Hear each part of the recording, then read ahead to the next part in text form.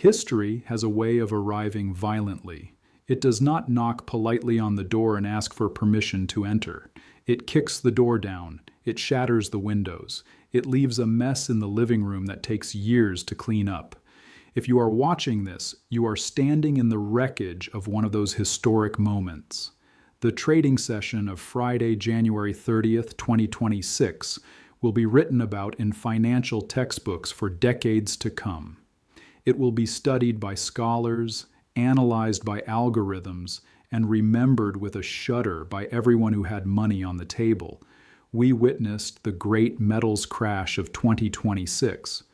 We saw gold, the supposedly immovable object, shed nearly 10% of its value in a blink. We saw silver, the restless spirit of the market, plummet from the heavens, erasing gains that took weeks to build in a matter of hours. We saw the psychological breaking point of an entire generation of investors. But I am not here to mourn the losses. I am not here to offer you platitudes or tell you that everything will be okay just to make you feel better. I am here to tell you the truth about what happens next. I am here to look at the data, 140 years of it, and show you the map that is hidden in the chaos. Because while the violence of the drop was unprecedented in our recent memory, it was not unprecedented in history. We have been here before. The market has bled before, and every single time, without exception, the blood was the fertilizer for the next phase of the bull market. But to get to that next phase, to survive the transition from the crash to the recovery, you have to understand the mechanics of what just happened. You have to understand that this was not a rejection of gold and silver. It was a liquidation of the people who held them. There is a profound silence that follows a crash like this. It is the silence of shock. You wake up on Saturday morning, you look at your portfolio, and the numbers don't seem real. The wealth you thought you had on Thursday is gone. The dreams you projected onto those profits, the new house, the retirement, the freedom, feel like they have been snatched away. This feeling is visceral. It is biological. It is the same feeling our ancestors felt when a predator entered the camp. It triggers a flight response. You want to sell. You want to stop the pain. You want to walk away and never look at a chart again. And that reaction, that biological imperative to flee, is exactly what the institutional machine is counting on. We need to dissect the anatomy of Friday's slaughter. It was not a natural event. Markets do not naturally fall 10% in a straight line without a mechanical accelerant. What we witnessed was a liquidation cascade. It started with a trigger, the news about the new central bank leadership, the hawkish tone, the sudden spike in the dollar index. But the trigger is not the bomb. The trigger just lights the fuse. The bomb was the leverage. For the last month, the precious metals market has been attracting tourists. These are investors who do not care about the debt or the history of money or the industrial shortage of silver. They only care about price. They saw the green candles, they saw the momentum, and they jumped on the train. But they didn't just buy the metal, they bought options, they bought futures on margin, they borrowed money to bet on the price going up. When you buy with leverage, you are renting your position, not owning it. And the landlord, the volatility of the market, can evict you at any time. On Friday, the landlord evicted everyone. When the price dipped below key support levels, when gold lost the $5,000 handle, when silver broke its parabolic trend, the margin calls began. A margin call is a robot. It does not have feelings. It does not have a thesis. It simply calculates that your account equity is too low, and it sells your position to protect the brokerage. When it sells, it drives the price down further. This triggers the next margin call, and the next, and the next. It becomes a waterfall, a doom loop of forced selling. This is why the crash was so violent. It wasn't that people woke up and decided they hated gold. It was that they were forced to sell gold to pay their debts. The volume we saw was not investment volume. It was liquidation volume. It was the sound of billions of dollars of paper wealth evaporating in the heat of a margin furnace. And while it is painful to watch, it is also a cleansing. A market cannot sustain a vertical move forever on the back of borrowed money. The leverage had to be flushed. The tourists had to be sent home. The forest had to burn so that the new growth could begin. But now we stand in the ashes. And the question on everyone's mind is the bull market over? Have we seen the top? To answer this, we have to look back. We have to look at the data from 1980, from 2011, from 1974, from 1933. We have to look at 140 years of market behavior, and what the data tells us is startling. It tells us that these violent single-day crashes are almost never the end of a secular bull market. They are, in fact, a hallmark of the middle stages. In a secular bull market, a market driven by fundamental forces like debt debasement and supply shortages, the price rises in waves. But as the price rises, it attracts speculation. The speculation builds up like foam on the ocean. Eventually, the foam gets too thick and a wave crashes to clear it away. The water remains. The tide is still coming in. Only the foam is gone. Friday was a foam clearing event. Let's look at the 1970s, the greatest gold bull market in modern history. Gold went from $35 to $850, but it did not go in a straight line.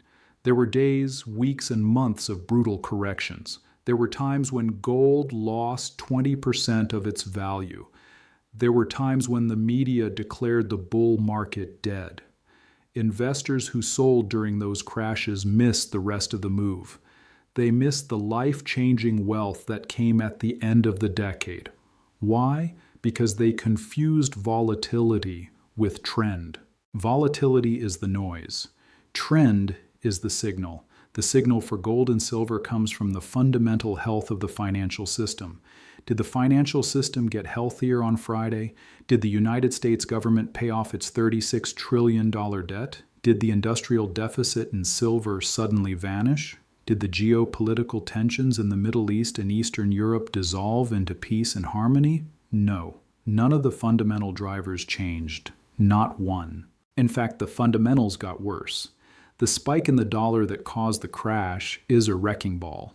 A strong dollar destroys emerging market economies. It destroys U.S. exports. It increases the real burden of the debt. The stronger the dollar gets, the faster the system breaks. And when the system breaks, the Federal Reserve has only one tool, the printer. The crash on Friday brings the inevitable pivot closer, not further away.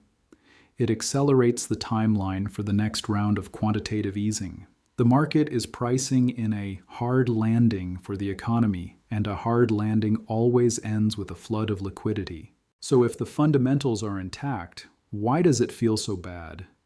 Because we are human. We are wired to feel the pain of loss twice as intensely as the pleasure of gain. When silver drops from its highs, we feel like we have lost something tangible.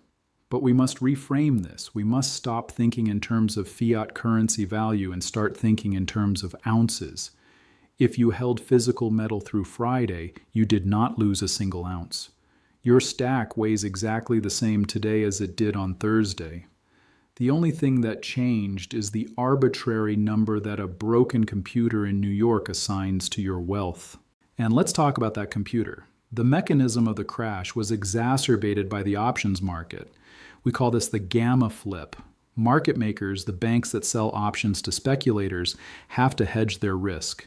When the price is rising, they buy. But when the price starts to fall and crosses a certain mathematical threshold, they are forced to sell. Aggressively. They have to sell futures to stay neutral. On Friday, the price of silver crossed that threshold. The dealers flipped from being buyers to being massive sellers. They added fuel to the fire, not because they had a bearish view, but because their risk models forced them to. This is the red button moment. It is the moment when the algorithm takes over. It is the moment when the market stops being a place of price discovery and becomes a slaughterhouse. But here is the secret. The algorithm has no memory. It has no conviction. It just follows the math. Once the selling pressure is exhausted, once the gamma risk is neutralized, the selling stops. The dealers step back, and the market is left to find its natural equilibrium. Where is that equilibrium? It is much higher than where we closed on Friday. The industrial bid for silver is relentless. The factories that make solar panels, electric vehicles, and AI servers did not stop needing silver on Friday. They watched the price crash, and do you know what they did? They cheered. They called their suppliers. They locked in orders. They used the crash to secure inventory at a discount. While the paper speculators were panicking, the physical users were accumulating.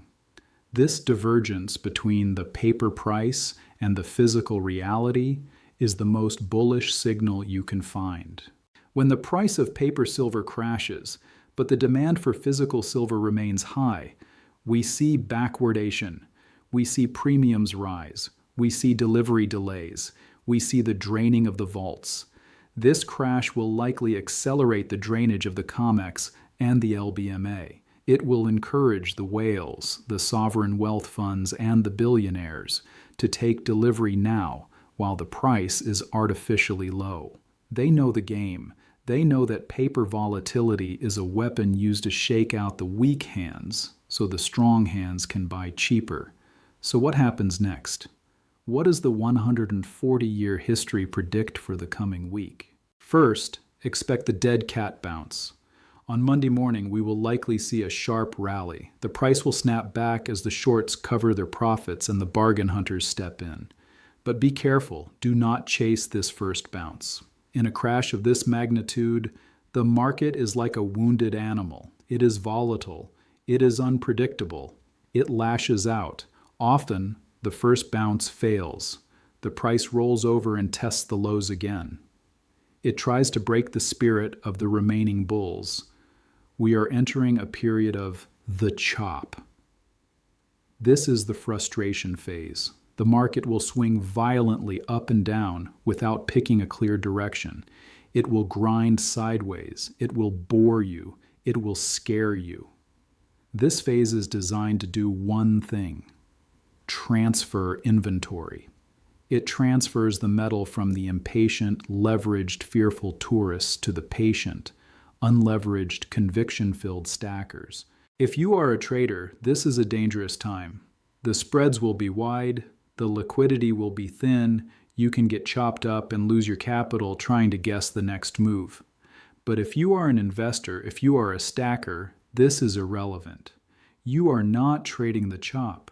You are accumulating the dip. You're looking at these prices as a gift, a chance to lower your cost basis, a chance to get more ounces for your depreciating dollars. The history of 2011 gives us a warning and a hope. In May 2011, silver crashed from $50. It was brutal. It scared a generation of investors away. But those who studied the data knew that the fundamentals were not done. Today, the setup is even better than in 2011. In 2011, we did not have a green energy transition consuming 1 billion ounces a year. We did not have a $36 trillion debt. We did not have a BRICS alliance actively trying to de-dollarize the world. The floor under the market today is concrete. In 2011, it was wood. The crash of 2026 will likely be looked back upon as the great reset of the bull market, the moment when the easy money was flushed out and the hard climb began. But to participate in the hard climb, you have to survive the flush. You have to have the mental fortitude to stare at a red portfolio and not blink. You have to have the discipline to not sell your insurance policy just because the house didn't burn down today. Let's talk about the seller's regret that is flooding the market. I have already heard from people who panic sold on Friday. They are devastated. They realize they made a mistake. They realize they acted on fear, not logic. Now they are sitting in cash, praying for the price to go lower so they can buy back in. But the market rarely accommodates the regrets of the fearful. Often the price stabilizes and rips higher, leaving the sellers behind. This is the wall of worry. The bull market climbs the wall of worry, leaving the doubters at the bottom. Do not be a doubter. Be a believer in the math. The math says that the U.S. government cannot afford positive real interest rates. It cannot afford a strong dollar for long. It cannot afford to stop printing. The math says that there is not enough silver in the ground to meet the demand of the future. The math says that gold is the only asset that has survived every currency collapse in human history. The red button was pressed. The explosion happened. The smoke is clearing. And what do we see standing in the rubble? We see the debt. We see the deficit. We see the shortage. Nothing has changed. The thesis is not dead. It is just cheaper. As we look toward the opening of the markets on Sunday night and Monday morning, prepare for volatility. Prepare for games. The banks will try to push the price down to trigger more stops. They will try to paint the chart ugly. They want you to give up. They want you to say, I can't take this anymore, silver is a scam, because when you say that and you sell, they win. They get your medal. Do not give them the satisfaction. Hold the line. Remember why you bought in the first place. You bought because you saw the cracks in the system. The crash on Friday was just a massive crack opening up. It proves the system is unstable. It proves the system is fragile. Why would you sell the hedge against fragility at the exact moment the fragility is revealed? It is counterintuitive, but the greatest investment opportunities are always counterintuitive. It feels wrong to buy when there is blood in the streets. It feels wrong to hold when everyone is screaming, sell, but that is how wealth is made.